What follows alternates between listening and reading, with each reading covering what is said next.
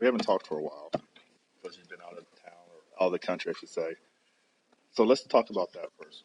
How was your run, your 10K in Spain?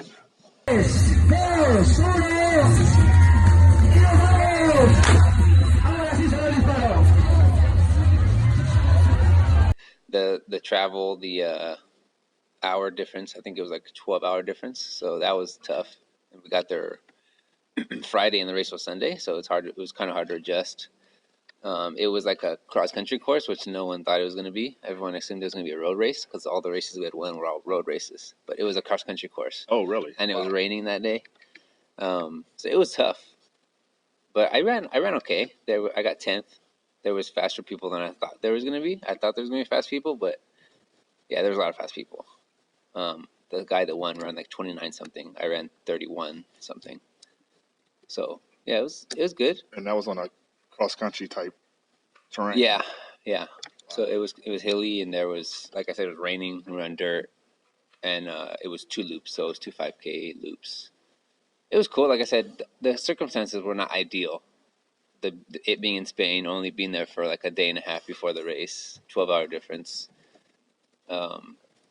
Yeah. So I mean, but it was cool.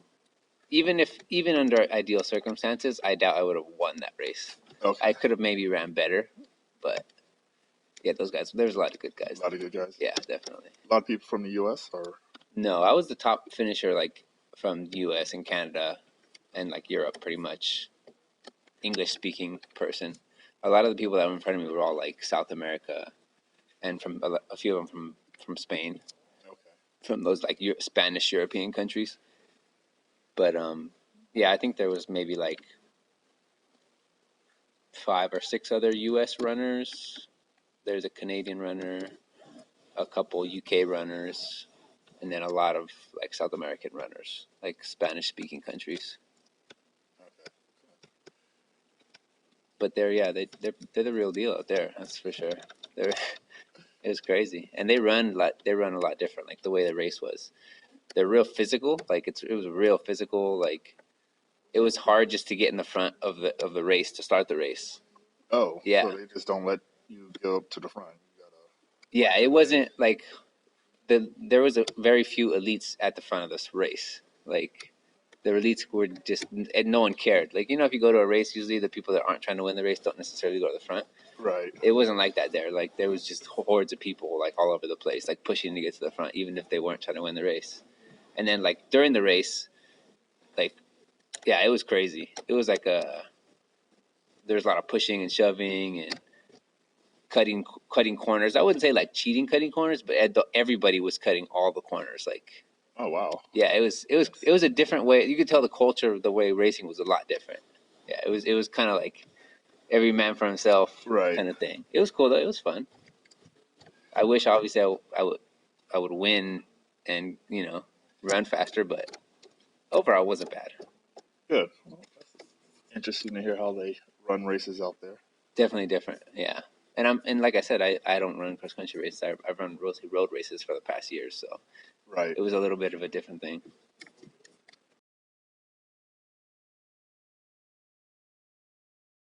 Okay. So I know we talked about when you went to Spain, that race was just part of a training for that day.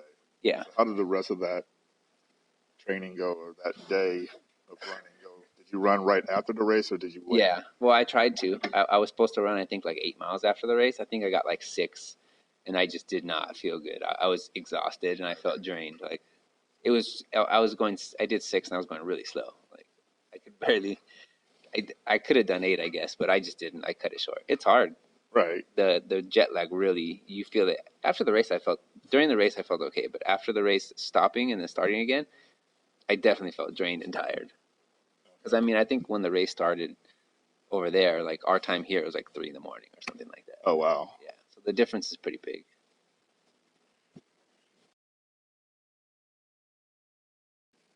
And then when you came back from Spain, you had a week in between. Then you had another 10-mile race out at Red Rock. Yep. So I think the first weekend I was back, there was nothing. But then the weekend after that, so like 2 weeks after the Spain race, there was the 10-mile here. That one was cool. 10-mile race out here at Red Rock in Las Vegas. So you were basically defending champ. You won last year. Yep. Yeah. I ran. I think last year was the first year they ran it, and I ran 50 minutes and like 50 seconds last year, and this year I ran 49 minutes and 20 something seconds. So it was faster.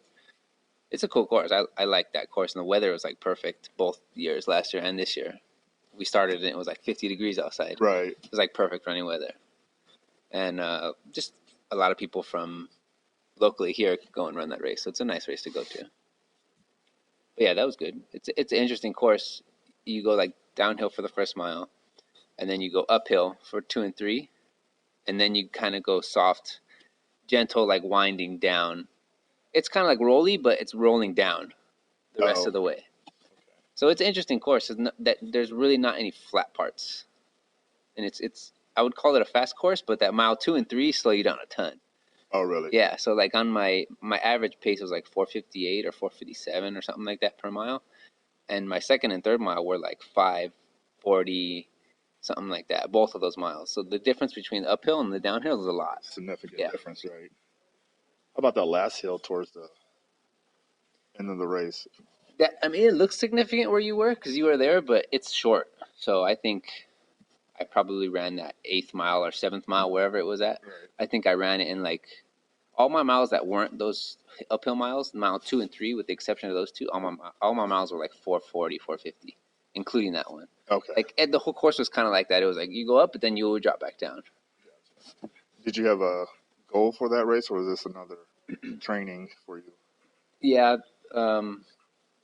Brad Hudson, the guy who's writing my training programs and coaching me, he kind of wrote it as a workout.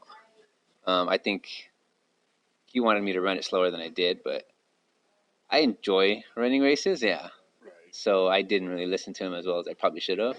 He wanted me to go slow in the beginning, like marathon pace, so like 5:15, 5:20 to start out, and then slowly decrease it. But it was hard to do that as well because the course was so up and down. Right. So I would have to really hold back on the downhills, and I would have had to run even faster on the uphills because I didn't even run that fast on the uphill. So it was kind of hard to do it as he kind of wanted me to do it anyway. But yeah, I definitely ran harder than he. I raced it, pretty much all out. Other than that, how's training going right now? It's going good. Yeah. Hitting around 80, in between 80 and 90 per week right now. The weekend I got back, I did a 22-mile long run, and it was a really good workout. I felt really good the weekend before at Red Rock. And then this weekend I just did a 20. I was supposed to do 24, but I ended up doing 23, and it was pretty good, another one. So and the way I ran the Red Rock race, I'm in great shape. Like I thought I was in good shape last year when I ran that Red Rock race to run 50 minutes and to run a minute and a half faster, or roughly whatever that was. Right. It shows that I'm in good shape. Yeah, you look good out there. You had everybody beat, but at least a mile. So it's like, Yeah. you looked impressive. Any other upcoming races? No upcoming races. I was thinking about doing a few small ones, but no, I think I'm just going to train for the rest of the time.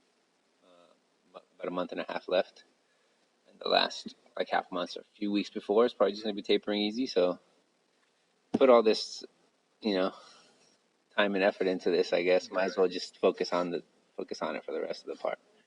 Yeah, not that much left. Getting down to the last month. Really, yeah. Yeah. I think most of the work is pretty much done at this point. Right. The last month is, I'm sure the next probably month out of the month and a half will probably be hard training left. What's your longest long run going to be?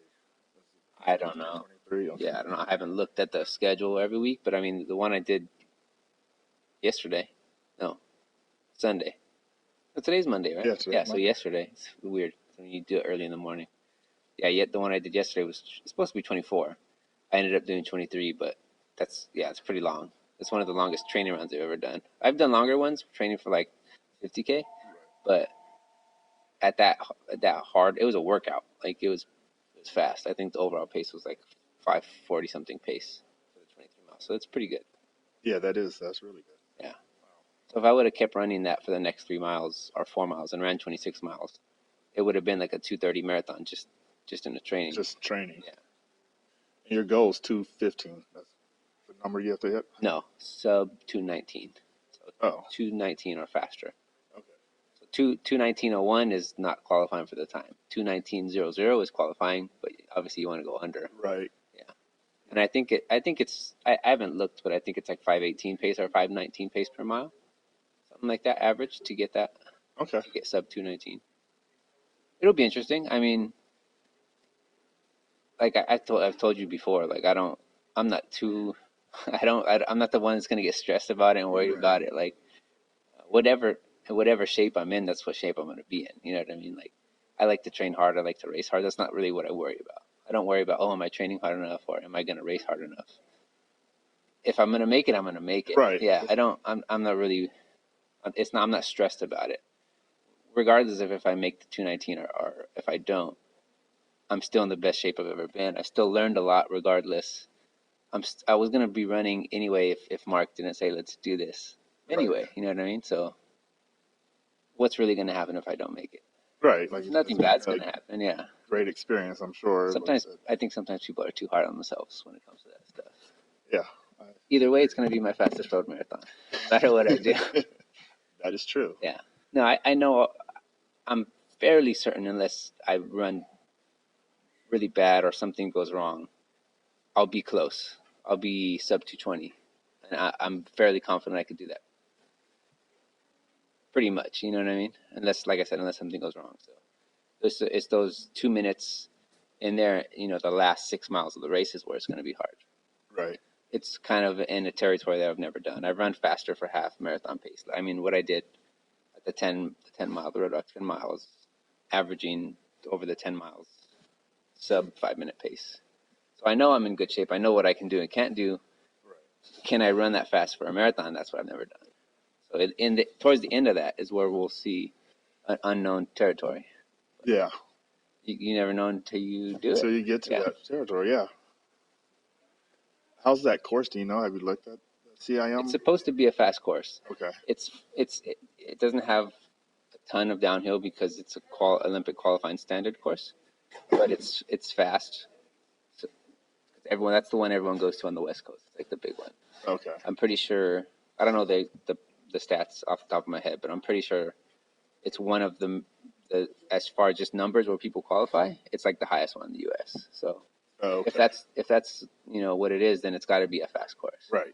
Is it downhill? No, but for a qualifying course, it's a fast course, as far as I've heard. That's why so many people go to it. And it's good weather. It's in December in California, so it's probably going to be like 40 or 50 at the start, and then maybe get a little bit warmer as the race goes on. And I won't be by myself. There'll be a pack of people trying to do the same thing that I'm doing. Exactly. Exactly. So I won't be running by myself. People will be falling off the pace, or a few people might try to run a little bit faster as the race goes on. But there'll be other people with me doing the same running, trying to do the same thing I'm doing. So in that sense, I'm in the best case scenario to get this goal that I'm trying to get. There's not going to be a better race to do it at, basically. Right. Yes. You're gonna have people pushing you the whole time. Yeah, and like I said, it's a big popular race.